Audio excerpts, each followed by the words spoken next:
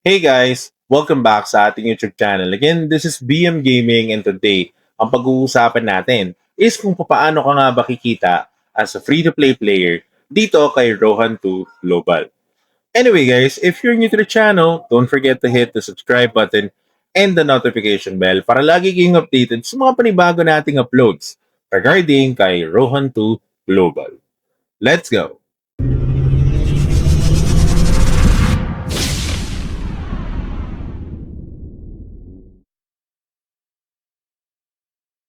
So, welcome back mga tol, no? So today, pag-uusapan natin kung paano ka nga ba magsisimula at kung paano ka nga ba kikita as a free-to-play player dito kay Rohan 2 Global as of 2026.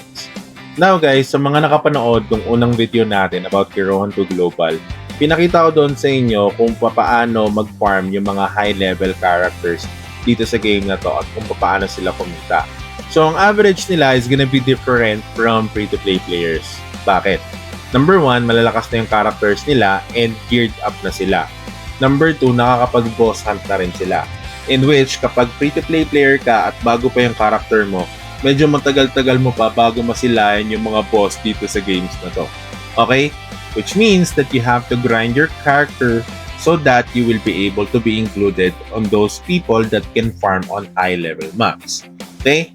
Now, I will give you a strategy on how you will actually start on Rohan 2 Global. Because as you've noticed guys, hindi naman masyadong crowded yung map right now kasi most likely yung mga characters dito guys is nasa mga high level maps na. That's the reason why ginawa ko tong strategy na to para at least you will be able to self-sustain and mapalevel nyo yung character nyo ng mabilis. Okay?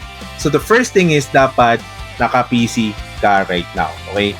Meaning to say, kailangan mong gawin to sa yung PC device kasi sa PC, you can actually deploy multiple launchers. Okay? I think ang maximum is at least 5 kasi before nagawa ko naman is 4 lang.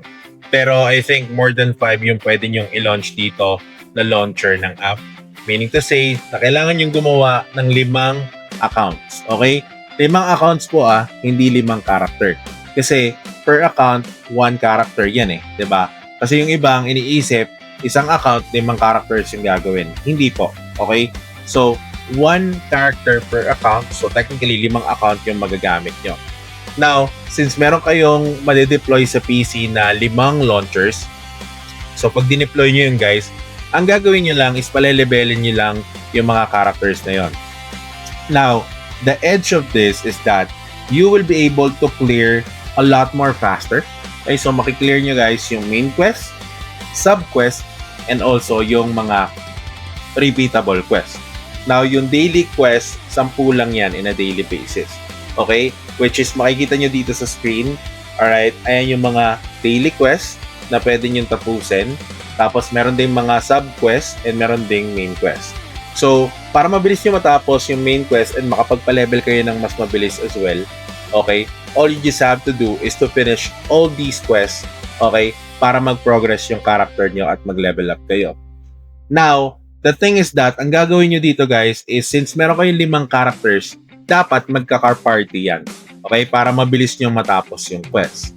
So, the next thing that you are going to do once you were able to level up your character is to always do the temple upgrade. Regardless kung level 1 lang ba or stage 1 lang ba yung matapos nyo. Kasi so far, makakakuha pa rin naman kayo dyan ng Kron. Okay? So as long as nagpo-progress yung character nyo, as long as may nakukuha kayong mga resources na Kron within the quest or the dungeons, dapat i-utilize nyo siya. Now, hindi naman siya right away na makakaipon agad kayo ng 1M Kron. Hindi right away yan guys. Okay? It would take time, pero once na malakas na yung character nyo, so far, magiging profitable din kayo dito sa game na to. Okay? Now, the next thing is, kailangan nyo rin kasing ma-utilize, guys, yung event nila. So, meron silang event, which is the Lunar Year event, wherein you are guaranteed to get epic costume once you log in within the next 14 days. So, kung meron kayong 5 character, guys, magkakaroon ng mga epic costume yan during the 14th day, which would allow you to level up more faster and at the same time, kasabay nyo kasi yung 5 characters. So, Dito guys, nakikita nyo sa screen ko right now, isang character lang to. So isa-isa lang din yung pagkikill ko ng mobs and medyo matagal bago matapos yung main quest.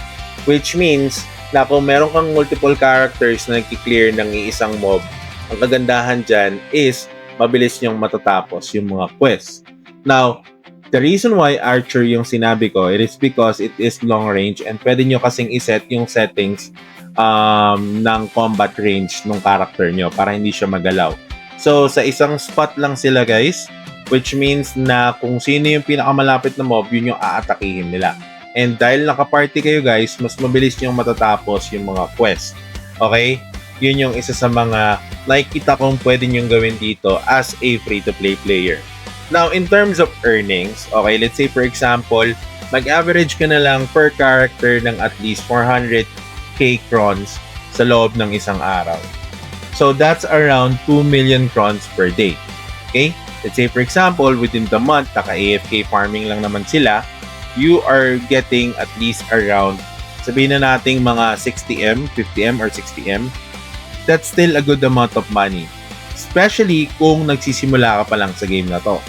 And mind you guys, na kapag lumalakas yung character nyo, mas dumadami yung napafarm nyo na cron. So that's just a basic example or basic math computation kung magkano yung pwede nyong kitain as a beginner dito kay Rohan 2 Global. Now, kapag malakas na yung character nyo, geared up na isa-isa, then that's the time that you can amplify your earnings. Kasi, parang ganito kasimple guys, wala naman kayong ginastos eh. Hindi kayo gumastos ng kahit piso. Pero, you will be able to potentially earn that amount by just doing this method. So, kumbaga, multiple accounts is the key. Okay? Hindi naman siya bawal dito kay Rohan 2 Global. Kasi before guys, naka-multiple accounts din naman yung ibang players dito para mas mabilis yung progress nila. Yung iba naman, dahil sa gacha, kaya may multiple accounts. But anyway, you get the concept. Alright? Para mas madali kayo makapagpa-level at makapag-farm, you have to also do multiplication pagdating sa mga characters. Kasi it would allow you to somehow maximize the opportunity and so far makapag-farm ng mas marami. At who knows, pagka malakas na yung character nyo, let's say mga level 80 na yung mga characters nyo, mas madali na kayo lalo makakapag-farm. Don't worry guys, kasi even ako, gagawin ko siya, okay? Pero baka mamatay yung character natin dito. Ayan, ubos na pala yung pots natin guys, so magre-return home muna tayo. Okay? Kasi paubos na yung pots na, natin. And by the way guys, always check your pots kasi masakit kapag namamatay kayo guys. Ilang percent din yung nababawas sa character XP nyo. So mas maganda na chine-check nyo lagi yung character nyo para at least hindi kayo napaparestore ng XP. So may mga free restoration naman, I think 3 ata or 5 per day. But iwasan yung mamatay ng mamatay kasi sayang naman yung XP ng character nyo kung patuloy kayong namamatay sa game. Now, I don't know if there are any other coupons that we can use in the game, but I will put this on the description as well if in any case man na may mahanap ako guys, para at least may magamit kayong coupons.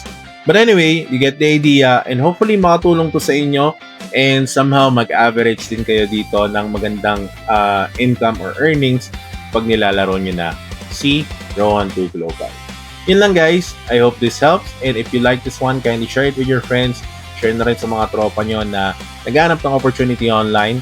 We are uploading multiple contents guys within the last few days, so you might want to check it out as well. Yun lang guys, maraming salamat sa panonood and alam nyo na, this is BM and peace out.